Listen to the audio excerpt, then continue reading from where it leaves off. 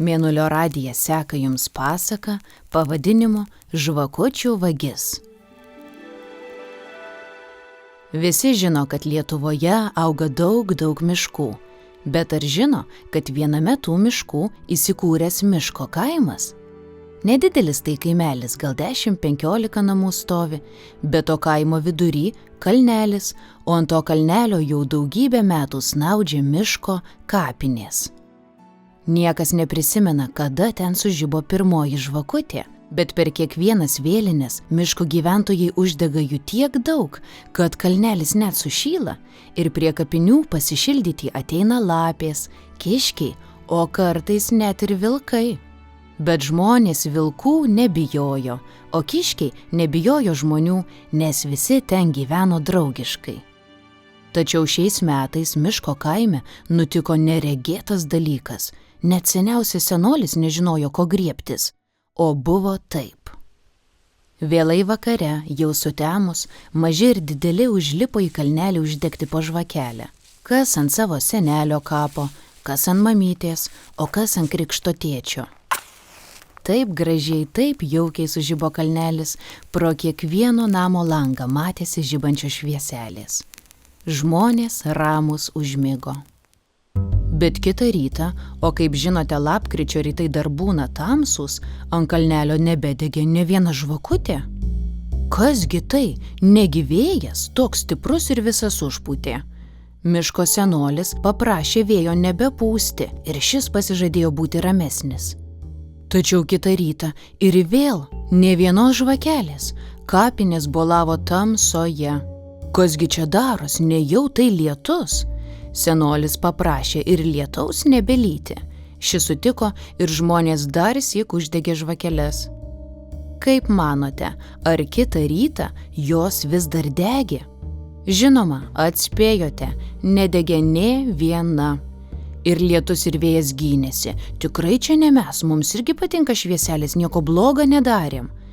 O senolis sėdėjo ant kelmelio, pešiojo savo ilgą barzdą ir mąstė. Pašaukite man mažiausiąjį berniuką, po valandėlės paprašė, ir berniukas vos išgirdęs savo vardą atbėgo. Klausyk, Mykoliuk, tarė senolis, tu toks mažas ir todėl labai drąsus, tiesa? Tiesa, iškėlė galvą Mykoliukas. O kapinėse tas švieseles man regis kažkas vagia, kaip pats manai. Gal ir vagia, bet kas, atsakė berniukas. Taigi, rytoj tu man ir pasakysi kas. Šią naktį eik budėti ant kalnelio ir pažiūrėk, kas mūsų šviesą vagia. Mykoliukas nusigando. Vienam per naktį ant kalnelio vagies tykoti. Bet kokia garbė, kad senolis pasirinko būtent jį. Ką darysi? Atsigėrė vakarieniai sočiai pieno, suvalgė 2 porcijas blynų su uogiene, kad drąsos nepritrūktų, ir įsisukęs į paltą išėjo budėti. Iš pradžių nebuvo sunku. Ant kalnelio visi vėl uždegė žvakeles, tad buvo šilta ir jauku. Sėdi Mykoliukas, akyse mirga marga, galva vėjelis ramiai supa, net miego užsinorėjo.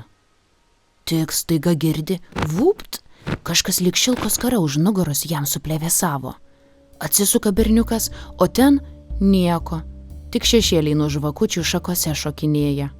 Bet darosi jam neramu, gal čia jau tas vagis sėlina. Ir tik mato, viena žvakelė užgeso. Šūktelėjo jis ir susigūžė, iš baimės bijojo net kvėptelti. Vagis čia, jis jau vagia, galvoja Mykoliukas, bet tai bijo, kad sėdi kaip surakintas. 3, 4, 5, 6 žvakelė užgeso, na jau gana. Berniukas pasipurtė kaip ančiukas nuo vandens ir sukaupęs visą drąsą atsistojo. Juk sakoma, kad drąsus ne tas, kuris nebijo, o tas, kuris bijo ir vis tiek eina. Kaip tikras indėnas, Mykoliukas sėlino prie žvakučių vagies.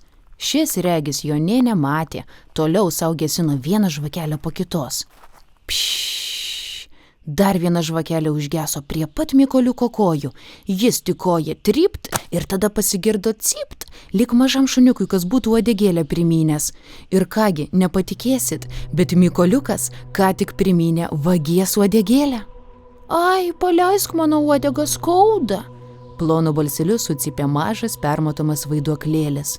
Dabar berniukas pagaliau jį pamatė. Labiau panašus į šešėlį nei tikrą žmogų, vaiduokliukas dejavo. Paleisk. Na jau nepaleisiu. Kodėl tu mūsų ugneles vagi, greit grąžink?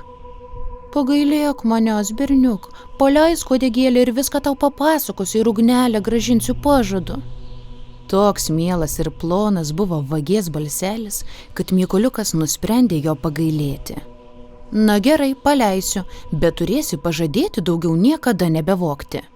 Vaiduokliukas susirinko uodegėlę, atsiduso ir iš burnos jam įskriejo mažos ugnelės. Suplazdėjo ore ir nuskriejo atgal į savo žvakutes prie kapų. Taigi, ugneles jau grąžinau, matai? Sukuždėjo vaiduoklis ir tada iš karto ėmė drebėti. Matau, sako Mykoliukas, bet kodėlgi tu drebi?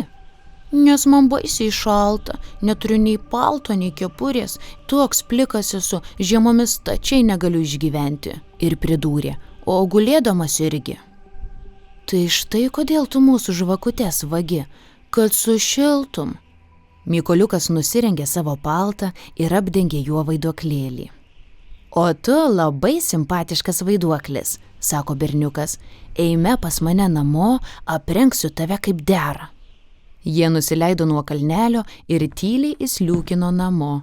Kol virė arbata, berniukas pririnko vaiduokliui šalikų, kepurių, rado net storus minkštus batus ir megztinį bei paltą.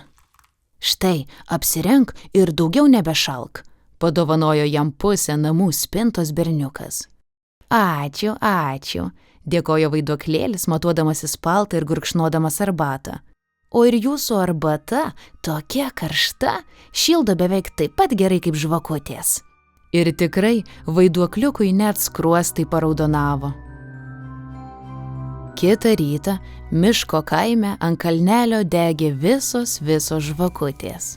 Žmonės pagaliau nurimo, lėtai valgė pusryčius ir neskubėjo dirbti darbų.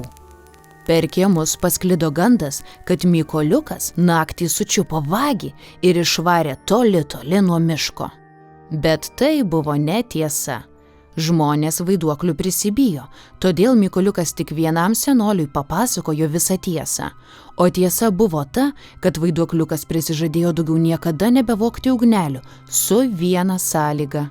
Kiekvieną vėlinių naktį berniukas vaišins jį arbata ir padovanos naują paltą. Kaip susitarė, taip ir gyveno. Miške daugeliui metų vėl stojo ramybė ir tvarka. Mykoliukas kasmet priimdavo svečią arbatos ir tiesą sakant, su nekantrumu laukdavo vėlinių. Mat toks simpatiškas ir mielas buvo tas vaiduoklėlis.